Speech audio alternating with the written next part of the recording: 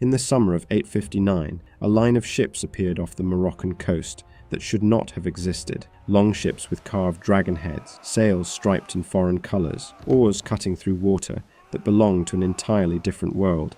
Muslim watchtower guards froze, unable to reconcile what their eyes reported with what their minds understood about geography, power, and the natural order of the sea. These were Northmen, Vikings, warriors from cold fjords and mist-covered coasts thousands of miles away, where winter lasted half the year and the sun barely rose. They had no place here, in the warm Mediterranean, off the shores of an Islamic emirate that had never faced a northern raid. Yet there they were, shields lined along the gunwales, axes resting against the masts, men whose ancestors had never seen Africa now staring at its walls. By the time Nekor's defenders understood the threat, Viking boots were already hitting the beach. The gates shattered before noon. The palace fell before sunset. And when the longships finally departed, loaded with gold, captives, and plunder, they left behind something far more valuable than what they took. They left terror. A city had been sacked, people had been stunned, and a legend had been born. In the middle of the 9th century, the Mediterranean Sea belonged to the Islamic world in ways that seemed permanent, unquestionable, and divinely ordained. From the Straits of Gibraltar to the coasts of Syria, from the islands of Sicily and Crete to the ports of North Africa, Muslim fleets dominated the waters with a confidence built on centuries of naval superiority. The Umayyad Caliphate in Cordoba controlled the western Mediterranean. The Abbasids held the east. Between them, a network of emirates, dynasties, and trading powers maintained order across a sea that had become, for all practical purposes, an Islamic lake. European Christians still held scattered coastal territories, fortified ports, and island strongholds, but their naval power had declined dramatically since the collapse of the Western Roman Empire. Byzantine fleets occasionally challenged Muslim dominance in the eastern Mediterranean, yet even Constantinople had learned to negotiate carefully with powers that could blockade its trade routes or raid its coasts with devastating efficiency. For the average merchant, sailor, or coastal dweller in 859, the idea that a non-Muslim force could project serious naval power into the heart of the Mediterranean seemed not just unlikely but absurd. It was into this world of assumed security that the Emirate of Nekor had been built. Nekor sat on the northern coast of Morocco, nestled in the Rif Mountains where green valleys met the sea. It was not a massive city, not a centre of imperial power, but it was prosperous. The emirate controlled fertile agricultural land, managed trade routes connecting the interior of Africa to Mediterranean ports, and served as a hub for merchants moving goods between the Islamic heartlands and the Berber kingdoms to the south. Its markets sold grain, textiles, olive oil, and slaves. Its harbours welcomed ships from Al-Andalus, Ifriqiya, and beyond. The ruling family traced its lineage back to Idris ibn Salih, a descendant of the Prophet Muhammad, through his grandson Hassan. This gave Nekor not just political legitimacy, but religious prestige. Pilgrims passed through on their way to Mecca. Scholars studied in its mosques. The emir maintained correspondence with other Islamic rulers, paid tribute when necessary, and navigated the complex web of alliances that defined North African politics. What Nekor did not have was a serious navy. The emirate's military strength focused almost entirely on land-based threats. Berber tribes occasionally challenged its authority. Rival dynasties competed for influence in the surrounding mountains. Bandits raided caravans. These were the dangers that shaped Nekor's defences, the threats that determined where soldiers were stationed, how walls were built, and what kind of warfare its commanders understood. The city had fortifications designed to resist siege engines and cavalry assaults, not amphibious landings by seaborne raiders who could appear without warning and disappear just as quickly. This was not carelessness, it was logic. No northern power had ever launched a sustained naval campaign into the southern Mediterranean. The distance was too great. The logistics were impossible. The risks were overwhelming. Viking raids had become a plague across the Atlantic coasts of Europe. Yes, but those were different waters, different enemies, different strategic calculations. Northmen attacked monasteries along the coasts of Ireland and England. They sailed up rivers into Francia, sacking towns and extracting tribute. They harassed the Iberian kingdoms, testing defences and seeking plunder. But they did not cross into the Mediterranean. The Straits of Gibraltar formed a natural barrier, a narrow passage where currents ran strong and Muslim fleets patrolled regularly. Any Viking force attempting to enter the Mediterranean would have to navigate those straits under the eyes of Cordoba's navy, risk interception, and then operate thousands of miles from home in hostile waters, surrounded by powers that could mobilize overwhelming force against them. It made no sense. It defied every reasonable assessment of risk and reward. So, when the first rumors reached Nacor in the spring of 859, they were dismissed almost immediately. Coastal villages to the west reported sightings of strange ships. Not the familiar lateen-rigged vessels of Muslim traders, not the heavy cargo ships that moved goods along established routes, but long, narrow craft with square sails and rows of oars. The descriptions were vague, the witnesses uncertain, and the reports contradicted each other in key details. Some claimed the ships carried 30 men, others said 100. Some described dragon heads carved into the prows. Others mentioned painted shields. Nacor's officials listened politely and did nothing. Strange ships appeared all the time. Smugglers used unconventional vessels. Pirates occasionally tested coastal defenses. Merchants from distant ports brought unfamiliar designs. Without concrete evidence of a threat, without any indication that these sightings represented an organized force, there was no reason to mobilize soldiers, disrupt trade, or create panic over what was most likely a misunderstanding. Then, the reports became more specific.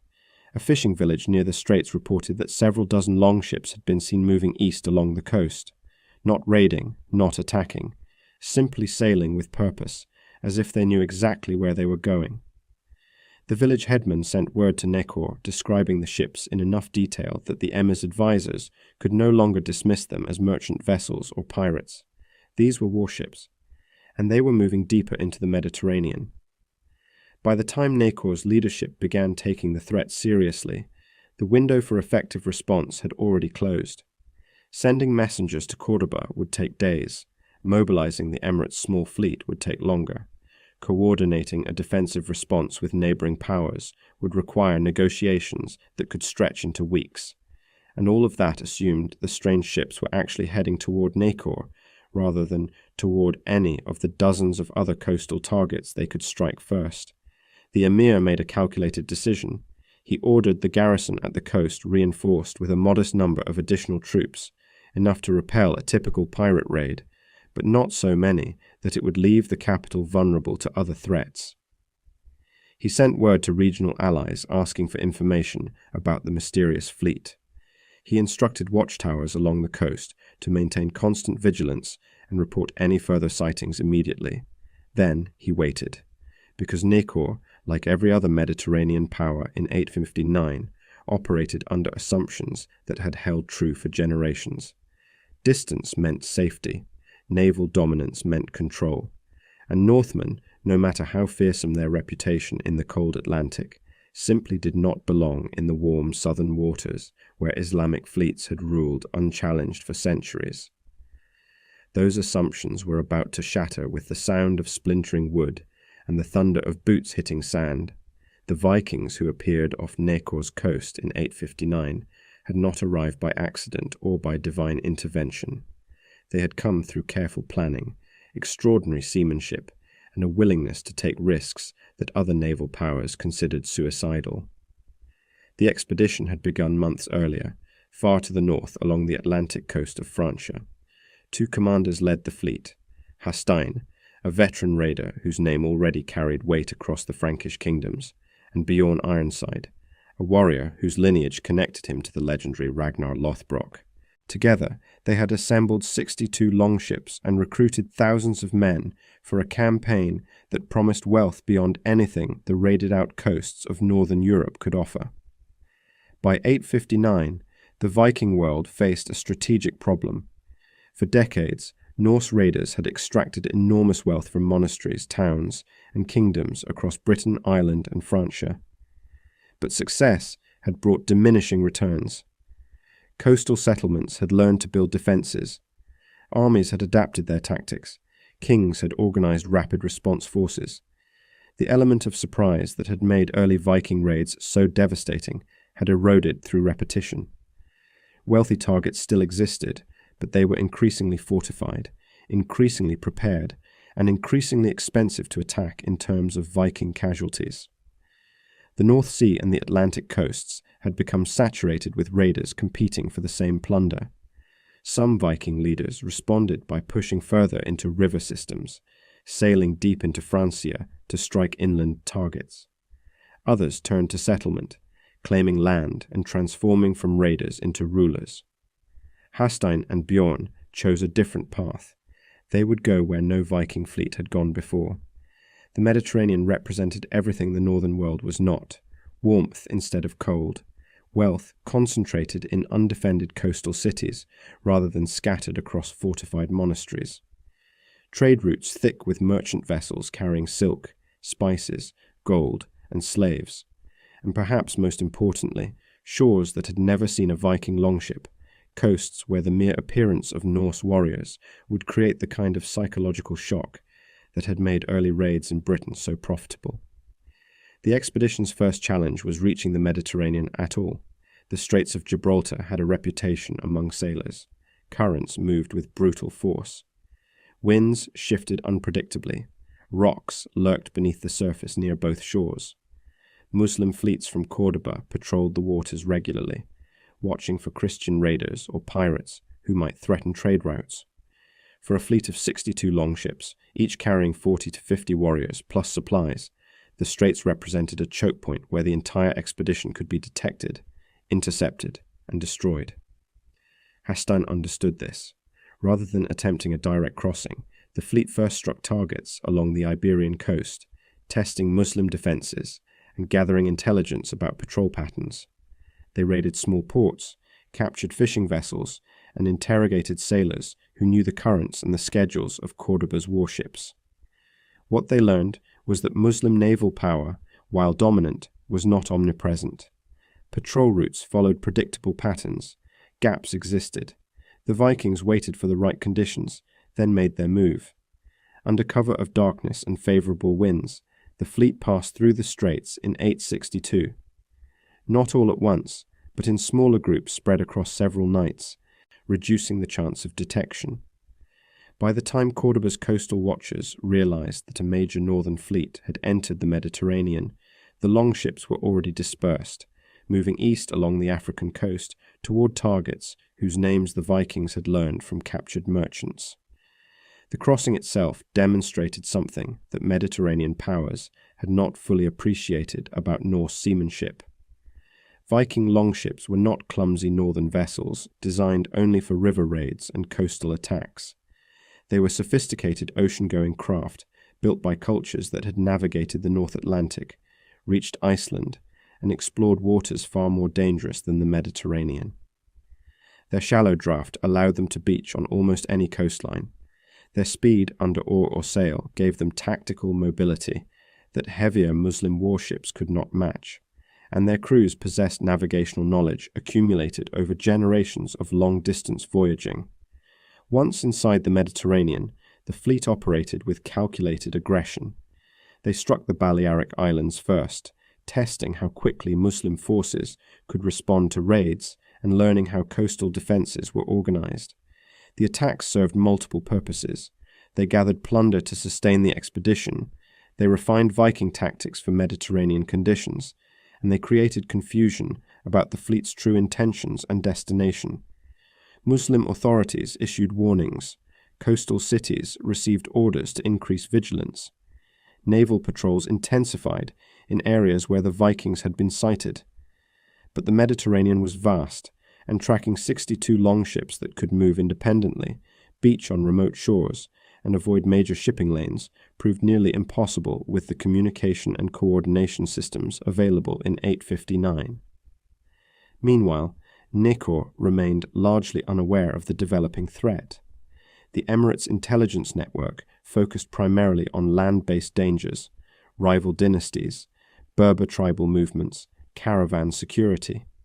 Information from the sea came slowly, filtered through merchant reports and occasional messages from other ports. By the time word reached Nekor that Viking ships had entered the Mediterranean and raided the Balearics, weeks had already passed. By the time the emir's advisors debated whether this posed a direct threat to their own coast, the longships were already moving south. Hasstein had chosen his target carefully. Nekor offered several advantages. It was wealthy enough to make the raid profitable, but not so heavily defended that it would require a prolonged siege. Its location on the Moroccan coast placed it outside the immediate response range of major Muslim naval powers. The city's defences were oriented toward land threats, not seaborne assault. And perhaps most importantly, sacking an Islamic emirate on the North African coast would send a message that would echo across the entire Mediterranean world. The Vikings were no longer northern barbarians, confined to cold seas and river raids. They were a force that could strike anywhere, without warning, without regard for the assumed boundaries that separated Christian Europe from the Islamic Mediterranean. As the fleet approached the Moroccan coast, Nekor's watchtowers finally spotted them. Dozens of ships with striped sails and shield-lined gunnels, moving with the disciplined coordination of an organized military force. Messengers rode hard toward the capital, carrying news that should have been impossible. Northmen, Vikings. Here, off the shores of an African emirate, thousands of miles from their homeland. The emir called his council. They discussed options with the frantic energy of men who had just realized their defensive assumptions had been completely wrong. Should they attempt negotiations? Should they mobilize the entire garrison to the coast? Should they send urgent requests for help to Cordoba, to neighboring emirates, to anyone who might respond in time? The debate consumed hours. The Vikings consumed the distance to shore in a single night. By dawn on the day that would define Nekor's history, Hastein's fleet was beaching on the sand, not tentatively, not cautiously, but with the confident aggression of raiders who had crossed an ocean, navigated hostile waters, and sailed past every defensive barrier that was supposed to keep them out. The longships hit the beach in waves. Warriors poured over the sides, forming shield walls with practiced efficiency, even as their boots sank into unfamiliar sand. The sound of it carried across the water and up the slopes toward the city, the rhythmic thunder of oars being shipped, the scrape of keels on sand, the shouts of commanders organizing their forces in a language Nekor's defenders had never heard spoken by an enemy. Nekor's coastal garrison numbered a few hundred men. They had prepared for pirates or small raiding parties, not for an army. They formed defensive lines, called for reinforcements, and attempted to hold the approaches to the city. But the numbers were wrong. The tactics were wrong. Everything about this attack contradicted their training and experience. The Vikings came ashore like a tide that could not be stopped, and behind them, still visible on the horizon, more ships waited, more warriors, more proof that distance had stopped meaning anything, that safety was an illusion, and that the Mediterranean's assumed order was about to be rewritten in the sand and blood of an emirate that had made the fatal mistake of believing geography would protect it. The assault on Nekor began with the kind of methodical violence that separated organized Viking armies from simple raiders. 3,000 warriors hit the beach in coordinated waves. The first groups formed shield walls immediately, creating defensive positions that protected subsequent landings. Archers moved into position behind them, providing covering fire for units advancing inland. Commanders shouted orders in Old Norse, organizing their forces with the efficiency of men who had done this dozens of times before, across a dozen different coastlines. Nekor's garrison met them on the slopes leading up from the harbour, a few hundred defenders against thousands of attackers. The mathematics alone made the outcome inevitable, but what shattered Nakor's resistance was not just the numbers. It was the alien nature of the threat itself. The city's soldiers had trained to fight Berber cavalry, to defend against siege engines, to hold walls against armies that approached warfare with familiar tactics and predictable patterns. They had never faced shield walls that moved like single organisms, never encountered the particular ferocity of Norse warriors who fought with axes designed to shatter shields and pull down defenders, never experienced the psychological weight of facing an enemy whose language, appearance, and fighting style belonged to an entirely different world. The Vikings advanced upslope in tight formations. Arrows from Nakor's walls struck shields and occasionally found gaps, but not enough to slow the assault. When the defenders attempted to countercharge, hoping to use momentum and local knowledge of the terrain to disrupt the attackers, they crashed into shield walls that absorbed the impact and then pushed back with overwhelming force. The first defensive line broke within an hour. Survivors fell back toward the city's outer walls, hoping that stone fortifications would provide the advantage that open ground had denied them.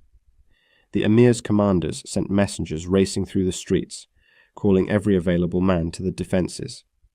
Merchants grabbed weapons. Craftsmen reported to their assigned positions. Even religious scholars who normally avoided violence took up positions on the walls, understanding that this was not a raid that could be bought off with tribute or negotiated away with diplomacy. The Vikings reached the gates before Nakor could fully organize its interior defenses. What happened next demonstrated why Norse raiders had become the terror of coastal Europe. The attackers did not attempt a traditional siege. They did not settle in for weeks of starvation tactics or wait for disease to weaken the defenders.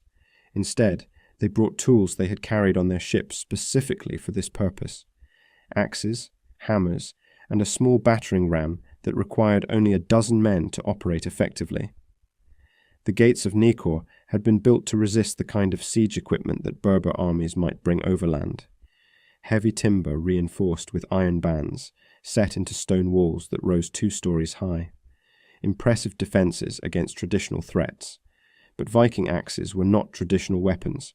They were designed to split wood, to tear through ship holes, to destroy obstacles quickly so that raids could maintain their speed and shock value.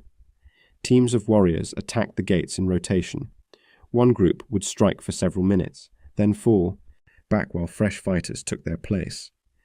The sound of it echoed through the city, the relentless thunder of metal on wood, the splintering of timber, the shouted coordination of men who understood that speed was as much a weapon as strength. Defenders on the walls above poured arrows down, dropped stones, tried to pour heated oil through murder holes. Some Vikings fell, others were wounded. But the assault continued without pause, and the gates that had never been breached by any Berber force began to show cracks, then gaps, then finally gave way entirely in a cascade of shattered timber and torn iron. The Vikings poured through. Street fighting in Nakor became a nightmare of close-quarters chaos. The city's narrow lanes, which should have favored defenders who knew every alley and courtyard, instead became killing grounds, where Viking small unit tactics proved devastatingly effective. Norse warriors operated in groups of 10 to 20 men, each unit moving with coordinated discipline through unfamiliar streets, using their shields to create mobile walls that protected them from attacks, while their axes and swords cleared resistance with brutal efficiency. Nakor's defenders fought building by building, trying to slow the advance through sheer determination. Some barricaded themselves in mosques and homes, forcing the Vikings to clear each structure individually. Others attempted ambushes from rooftops and side streets. A few units managed organized counterattacks that briefly pushed the invaders back. None of it mattered, not strategically. The Vikings had numerical superiority, tactical experience, and most importantly, momentum. They were not trying to hold territory. They were not attempting to govern the city or win hearts. They were there to take what they wanted and leave, which meant they could afford to be ruthless in ways that defenders trying to protect their homes could not. By midday, Viking forces had reached the palace. The emir's personal guard made their stand on the palace steps. These were professional soldiers, better trained and equipped than the city garrison, men who had protected the ruling family for years and understood that surrender meant shame and possible execution. They formed a tight defensive line, spears and swords ready, determined to sell their lives expensively. Hastin himself led the assault on the palace. He understood the symbolic importance of capturing the emir, the value it would add to the raid's profitability, and the message it would send across the Mediterranean. The fighting on the palace steps was hand-to-hand, vicious, and brief. Viking numbers and aggression overwhelmed courage. When the doors finally gave way, Hastin's warriors swept through the interior, hunting for the prize that would transform this raid from merely successful to legendary. They found the emir in his private chambers, surrounded by family and advisors who had nowhere left to retreat. No dramatic last stand, no defiant speech, just the cold reality of a ruler who had run out of options confronting warriors who held his life in their hands. The Vikings did not kill him. Dead emirs could not pay ransoms. With the palace secured and the emir captive, organized resistance in Nakor collapsed. Scattered pockets of defenders continued fighting, some out of loyalty, others out of desperation, a few simply because they had nowhere to run. But the battle was effectively over. What followed was not combat, but extraction. The Vikings moved through the city with systematic efficiency, targeting the places where wealth concentrated. The palace treasury was emptied first. Gold, silver, jewelry, anything portable and valuable. Then the markets, where merchants kept reserves of goods and coin. Then the mosques, where religious endowments and donations had accumulated over decades. Then the homes of wealthy families who had not managed to flee or hide their valuables in time. Captives were selected with equal calculation. The emir and his immediate family were the most valuable prizes, worth enormous ransoms. But the Vikings also took merchants who could be exchanged for gold, craftsmen whose skills might be useful, and young people who could be sold as slaves in markets across the Viking world. They were not indiscriminate. Every captive represented food consumed and space occupied on the voyage home. Only those who added value were taken. The loading process took hours. Warriors formed human chains from the city to the beach, passing bundles of plunder hand to hand until the longships' holds began to fill. Other Vikings maintained security, patrolling the streets to prevent counterattacks and making sure no organized Nakor force could threaten the evacuation. By late afternoon, Hastin gave the order to withdraw. The Vikings pulled back in organized stages, maintaining defensive formations until the last warriors reached the beach.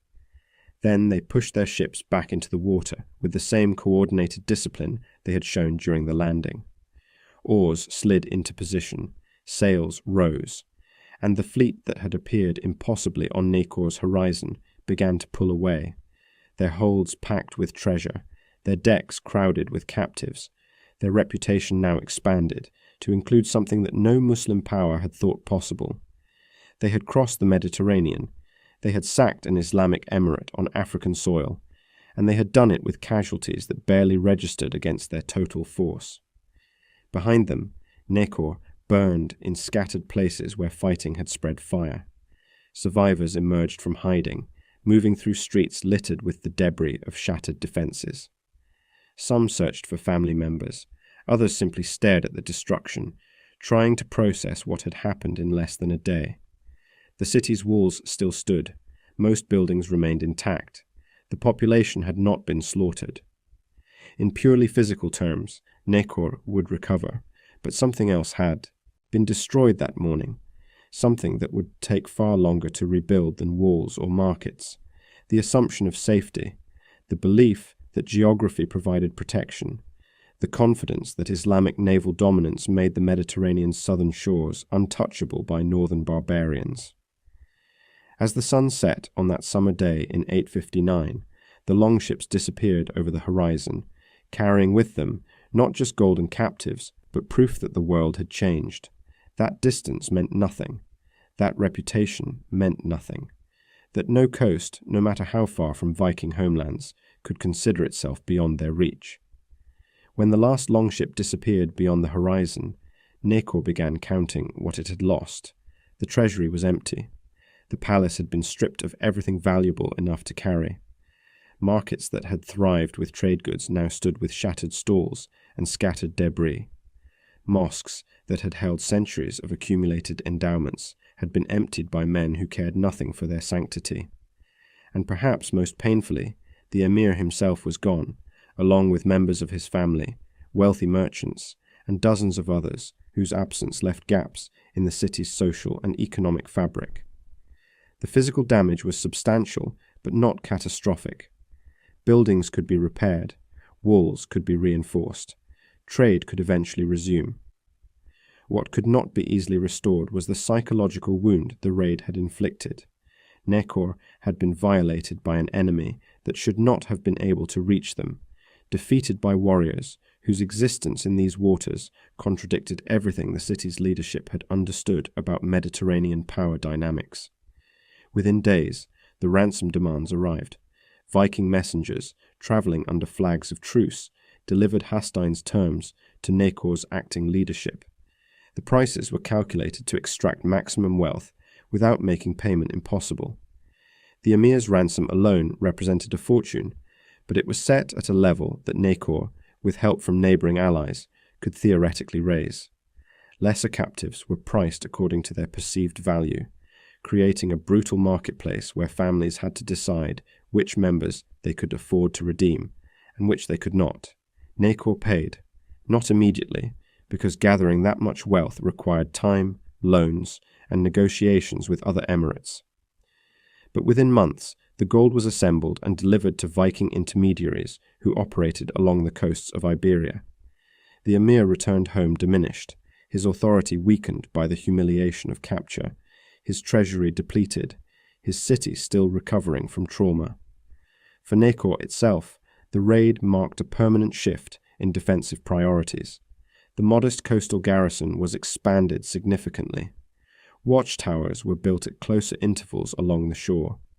Naval patrols, previously considered unnecessary, were organized and maintained at considerable expense. The emirate began coordinating with other North African powers to share intelligence about ship movements and potential threats. But Nekor's response was only one ripple in a much larger wave that spread across the Islamic Mediterranean. News of the raid travelled with the speed that shocking events always generate. Merchants carried the story from port to port. Travellers embellished details until the Viking attack took on almost mythical proportions. Religious scholars wrote letters describing the assault as divine punishment for moral failings or political corruption. Poets composed verses about the northern demons who had appeared from nowhere to punish the faithful. In Cordoba, the Umayyad Caliphate's leadership received reports with a mixture of anger and alarm. That Vikings had entered the Mediterranean was bad enough. That they had successfully raided an Islamic emirate on African soil was worse. That they had done so apparently without encountering serious naval opposition was unacceptable. The Caliph ordered an immediate expansion of coastal defences and naval patrols. Resources were allocated to building new warships, training additional crews, and establishing a more coordinated warning system along the entire Mediterranean coast. Fortifications were upgraded in vulnerable ports. Garrison sizes increased. These were not merely reactive measures. Cordoba understood that if the Vikings could reach Nekor, they could potentially strike anywhere in the western Mediterranean. The psychological impact of the raid had to be countered with visible demonstrations of military strength and preparedness. Other Muslim powers responded similarly. Governors in North Africa reinforced their own coastal defences. Naval commanders received instructions to engage any Viking ships on sight. Diplomatic messages circulated among Islamic states, coordinating responses and sharing information about the northern threat. But these military preparations, however necessary, could not erase the fundamental truth that the raid had revealed. The Mediterranean was no longer the secure Islamic lake it had been for centuries. A new kind of enemy had proven they could navigate its waters, strike its shores, and escape with impunity. The Vikings themselves continued their campaign. Nekor was only one target in a much larger expedition.